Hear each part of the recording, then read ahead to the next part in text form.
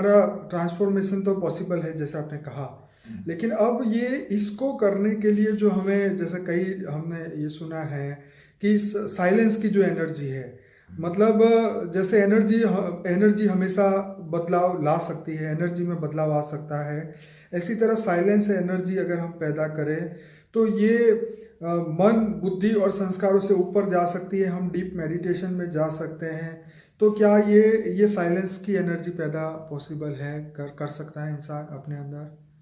देखो, साइलेंस की शक्ति क्या है जी। जब मन का मौन को हम साइलेंस की शक्ति कहते हैं। ठीक है। मन का मौन करने के लिए ये ऋषि मुनि घर बार छोड़कर चले जाते थे ना, साइलेंस की शक्ति, मन का मौन करने के लिए, बिल्कुल, ताकि कुछ भी दिखाई ना दे। मगर मन का मौन करने के लिए तुम्हें आत्मस्वरूप का ज्ञान हो और तुम्हें परमात्मा को जानो, ऑलमाइटी अथॉरिटी को जानो, तो तुम ऑलमाइटी अथॉरिटी से योग लगाओगे। कनेक्शन माना योग, योग माना कनेक्शन। तुम उसको याद करोगे और कर्म योगी बनोगे। गीता में बना कर्म योगी बन। तो आत्मस्वरूप बन, मुझ परमात्मा को याद कर, मैं तेरे सब पापों का विनाश कर दूंगा और अंत में तुम्हें परमधाम ले जाऊंगा। ये मेरी हर वीडियो में एक महावाक्य रहता है। बिल्कुल, क्योंकि गीता सर्वशास्त्र शिरोमणि है और कृष्ण वो ऑलमाइटी अथॉरिटी का अवतार है। तो तुम्हें मन का मौन धारण करने के लिए कोई ना कोई चीज तो देखनी चाहिए ना। मैंने एक वीडियो में मार्कंडेय ऋषि की कहानी बताई थी कि मार्कंडेय ऋषि तपस्या करते थे, मगर लोग कहते किसको देखते थे, तो ब्रह्मापुरी में वहां जो डांस हो रहा था वो देखते थे। हाँ, तो ये अब मन तो भटकता रहेगा, मन कहाँ जाएगा? ब्रह्मापुरी पर तुम्हारा मन गया तो ब्रह्मापुरी में जैसा अन्न वैसा मन। तो तुम्हारी बुद्धि में, मन में अंदर वासना है, विकार है। ऋषि मुनि बनने के बाद भी विश्वामित्र जैसे भी मेनका पर मोहित हो गए, त्रिशंकु बन गए। तो ये मन का मौन, मतलब जिनको साइलेंस की शक्ति कहते हैं। लोग ये मानते हैं कि मौन धारण कर दो, पूरे दिन बोलो नहीं, उसको वो साइलेंस कहते हैं, लेकिन आप जो कह रहे हैं वो मन को निर्संकल्प अवस्था की बात कर रहे हैं आप। देखो, मैं कहता हूं कि मन का मौन, तो मन कहीं ना कहीं तो टिकेगा ना। न तो मन घोड़े की तरह भागता है ना, बिल्कुल, कभी इधर कभी इधर कभी इधर भटकता रहता है। एक सेकंड में कितना मन चंचल है ना। तो मन को जीतना है तो मन को कहाँ लगाना है? मन को तुम परमात्मा में लगाओ। कहाँ लगाओ? पर उस पर हमें फेथ होना चाहिए ना, फेथ, विश्वास, नॉलेज होना चाहिए, विश्वास भी होना चाहिए ना। पहले तो तुम्हें अपने आप पर विश्वास होना चाहिए कि मैं आत्मा हूं। बिल्कुल।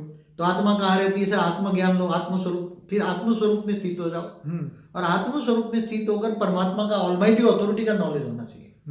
With the ultimate God, with the almighty authority, इसका नॉलेज होना चाहिए और उसको याद करो।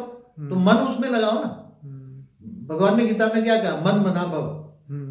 तू या तो तेरा मन मेरे में लगा, या तो तेरा मन जहां लगाना है लगा। अगर तेरा मन मेरे में लगेगा तो मतलब आत्मस्वरूप बनकर तू मुझे याद करेगा। उसको विधि भी बताई।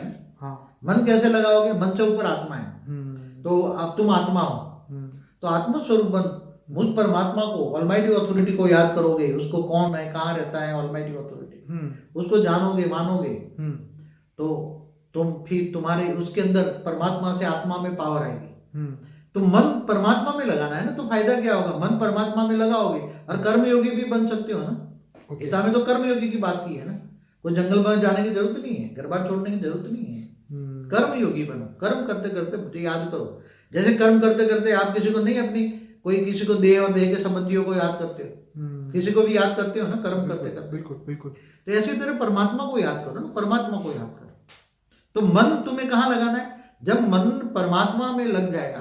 क्योंकि मन को कोई कहे ना मैं मन का मौन धारण कर, तो मुझे लगता है मेरा इतने साल का तपस्या का अनुभव है कि मन कभी मौन नहीं होता।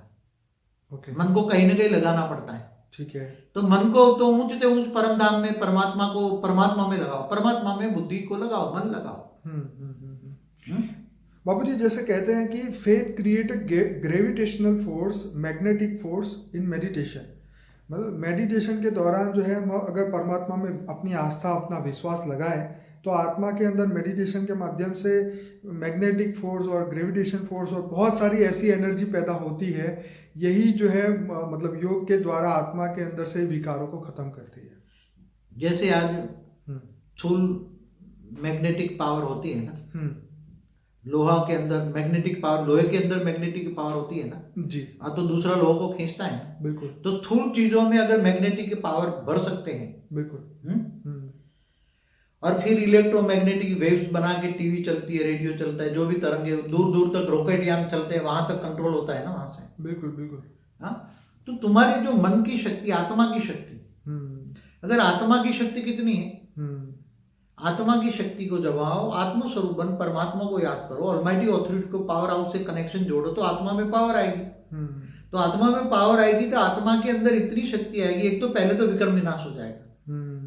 आत्मा के अंदर जब आत्मा में विक्रम विनाश हो जाएगा तो धीरे धीरे तुम कर्मयोगी बनोगे। कर्मयोगी बनोगे तो तुम्हारा जो शरीर है, तुम्हारा स्थूल शरीर, सूक्ष्म शरीर, कारण शरीर, महाकारण शरीर सब चार्ज हो जाएगा। और वो धीरे धीरे धीरे स्थूल तत्वों से, स्थूल तत्वों के अंदर धीरे धीरे परम तत्व आएंगे, और तुम्हारा ऑरा भी धीरे धीरे परम तत्वों का बनेगा। तो ग्रेविटेशनल फोर्स आएगा, तुम जिसको भी याद करोगे तुम्हारी पावर उसको मिलेगी, और उसको आत्मा में पावर मिलेगी, उसके मन में पावर आएगी, तो वो तुम्हें याद करेगा।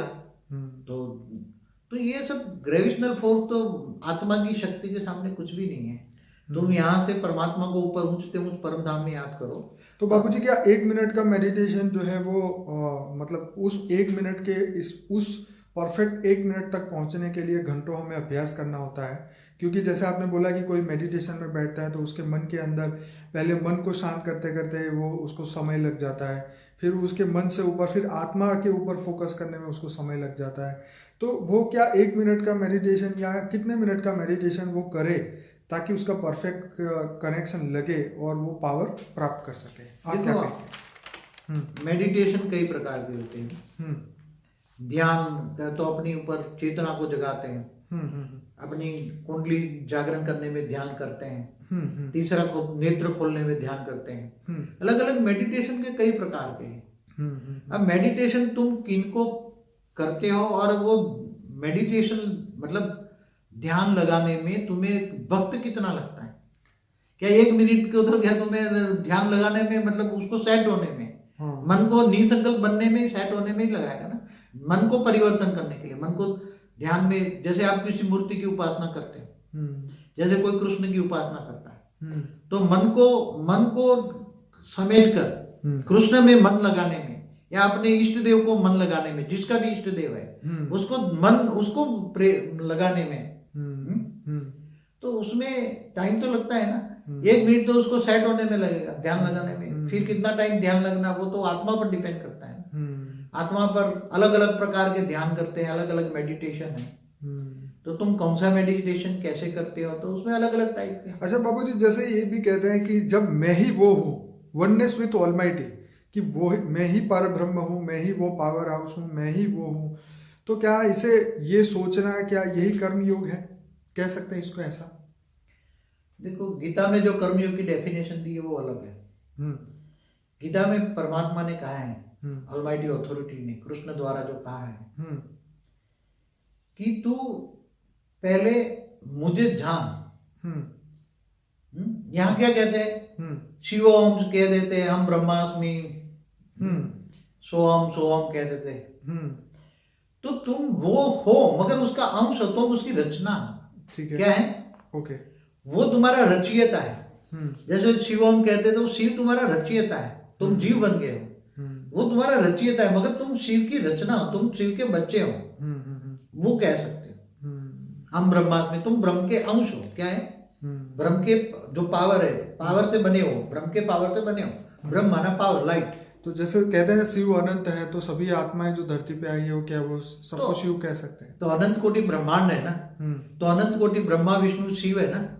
तुम अनंत कोटि ब्रह्मांडों का रचयिता महाशिव है ना। महाशिवरात्रि आएगी ना, तो महाशिवरात्रि, तो ये ज्ञान आत्माओं में नहीं है, इसलिए क्या है कि शिवम शिवम कह देते हैं। तुम शिव की रचना हो। क्या जानना चाहिए? जैसे कहते हैं ना, कण कण में भगवान है। क्या बोल दिए? अरे कण कण में भगवान नहीं, वो उसकी पावर से वो बनी हुई है। ये पावर बना हुआ है, स्थूल जगत बना है, सूक्ष्म जगत बना है। मैंने आपका एक वीडियो बनाया था, self realisation and God realisation. मैं सबको व्यूअर को यही कहूँगा कि ये वीडियो आप जरूर सुनिए, सभी यंगस्टर, ताकि आपकी बुद्धि और खिले। और मैं यहाँ पे एक और बापूजी बीच में ले आना चाहता हूँ, एक और क्वेश्चन, जिसके अंदर जो लिखा है कि पर्पस ऑफ स्पिरिचुअलिटी क्या है, क्या कंट्रीब्यूशन ऑफ रिलीजन, मतलब आध्यात्मिकता में धर्म का क्या क्या फाड़ा है, मतलब क्या हिंदी में बोलते हैं, आध्यात्मिकता में धर्म का क्या रोल है? देखो, स्पिरिचुअलिटी और धर्म दोनों डिफरेंस है। अलग अलग अलग धर्म आए, संप्रदाय आए, पंथ आए, उसमें सभी ने परमात्मा की डेफिनेशन और अपने आप की डेफिनेशन, आत्मा की और परमात्मा, सबने अलग अलग डेफिनेशन किए। ठीक है। सब गुरुओं ने अपनी अपनी पूजा करवाना शुरू कर दिया। क्या करें? ठीक है। अपने आप को सब गुरुओं ने बोला मेरी पूजा करो, अंत में मैं तुम्हें ले जाऊंगा। कोई सत्यलोक की बात करता है, कोई ये है, मगर सत्यलोक तो ब्रह्मापुरी है। जितने तो धर्म है बांटने का काम करता है। क्या? धर्म बांटने का काम करता है। धर्म ने दुनिया का सत्यानाश किया। धर्म युद्ध हुए, धर्म के नाम पर कितने युद्ध। तो मतलब धार्मिक नहीं बनना चाहिए, धार्मिक नहीं बनना है, आध्यात्मिक बनना चाहिए। हमें आध्यात्मिक बनना है। हाँ, हमें धर्म नाथ जा, हमारी हर वीडियो में बोलते हैं तुम धर्म नाथ जा से परे होकर तुम आत्मा समझो। क्या? सभी आत्मा है। क्या है? सभी आत्मा है, और सभी आत्माओं का रचयिता परमात्मा एक है। और तुम आत्मस्वरूप बन परमात्मा को याद करो, तो आत्मा में पावर आ जाएगी और धर्मनाथ जा से परे हो जाओ। सभी की, वो सभी का बाप है, ऑलमाइटी अथॉरिटी, सारे का रचयिता का। मगर दुनिया कितनी बड़ी ये भी तो जानना पड़ेगा ना। अनंत कोटि ब्रह्मांड, आकाश गंगा, गैलेक्सी, निहारिका, यूनिवर्स, मल्टीवर्स, कितनी बड़ी है वो दुनिया जाननी पड़ेगी। आत्मज्ञान भी जरूरी है, उसके बिना ये पॉसिबल नहीं। अगर आत्मज्ञान लोगे, आत्मस्वरूप में ध्यान लगाओगे, तो ऑटोमेटिक ये सब ज्ञान धीरे धीरे आते जाएगा। ज्ञान सबसे पहला है ज्ञान। क्या? जैसे बापूजी कहते हैं ना कि religion make us slavery does not giving a freedom, and जो world war happen due to the religion. तो कई लोग तो इट इज कल्ट भी बोल देते हैं। तो स्पिरिचुअलिटी जो है वो हमें फ्रीडम देता है और कोई हमें धर्म में बांधता नहीं है, और मतलब अपने आप को जानने का ही प्रक्रिया को स्पिरिचुअलिटी। और देखो, जितने भी धर्म, संप्रदाय, मठ आए, उन्होंने आज तक दुनिया को बांटा ही नहीं, और दुनिया में लड़ाई झगड़ा ही करवाया है। और जो दुनिया में धर्म संप्रदायों के नाम पर जो लड़ाई झगड़ा करवाते हैं, वो धर्म नहीं है, वो तो अधर्म हो गया ना। क्या धर्म तुम्हें लड़ाई झगड़ा कराने का सिखाता है? अल्टीमेट तो कहते हैं सबका मालिक एक है, सबका रचयिता, बेहद के विश्व का मालिक एक है। तो तुम उस मालिक को ढूंढो ना। वो तो ईगो कहता है ना, मैं सबसे बड़ा। जब मैं आ जाता है सबसे बड़े बनने की कोशिश में, तो लड़ाई होगी। किसने धर्म संप्रदाय किसने बनाए? मनुष्य ने बनाए ना। बिल्कुल। ये सारी मूर्तियां किसने बनाई? मनुष्य ने बनाई। क्या ऊपर वाले ने बनाई? ऑलमाइटी ने बनाई। ऑलमाइटी ने बनाई कि तुम्हें ये प्रेरणा दी। तुम्हें कृष्ण अवतार ही नहीं हुआ था तो उससे पहले कृष्ण की मूर्तियां थोड़ी ना थी। जब राम अवतारी धरती पे नहीं हुआ था, राम की मूर्तियां उस समय थोड़ी थी। वो तो उनके जब धरती पे उनका जीवन आया, लोगों ने देखा कि हाँ उन्होंने जीवन, दुनिया बदली है, हम उनसे कुछ बेनिफिट मिल सकता है, इसलिए लोगों ने उनकी मूर्तियां घर पे रखी और उनके अंदर प्राण प्रतिष्ठा की और उनको पूजा करने लगे। ये कंसेप्ट पहले के जमाने में तो नहीं था ना, ये तो अब आया है। लेकिन लगता है सबको कि पूजा पाठ और ये चीजें सच है। देखो, द्वापर से ही ये मूर्ति पूजा शुरू हुई। सतयुग त्रेता में मूर्ति पूजा नहीं थी। राम ने भी रामेश्वर में शिव का लिंग बनाया था। जी। लिंग माना एक आकार। पहले ज्योतिर्लिंग माना निराकार की पूजा करनी, ज्योति माना लाइट का लिंग माना आकार बनाते थे। तो पहले एक वाद था। क्या? सतयुग त्रेता में एक, फिर द्वापर से दो वाद हो गया। वहां विष्णु और शिव की उपासना कर लेते। तो ये सब धर्म युद्ध, नाम जाति, ये सब धर्म के नाम पर धर्म युद्ध। धर्म, तुम धार्मिक मत बनो, तुम क्या बनो? आध्यात्मिक बनो। तुम आत्मस्वरूप बन, परमात्मा को जानो, सेल्फ रियलाइजेशन करो, गॉड रियलाइजेशन। गीता का ज्ञान सर्वोपरि है। गीता सर्वशास्त्र शिरोमणि है जी। गीता में दो शब्द कहा है, वही आत्मस्वरूप बनो और मुझ परमात्मा को योग करो।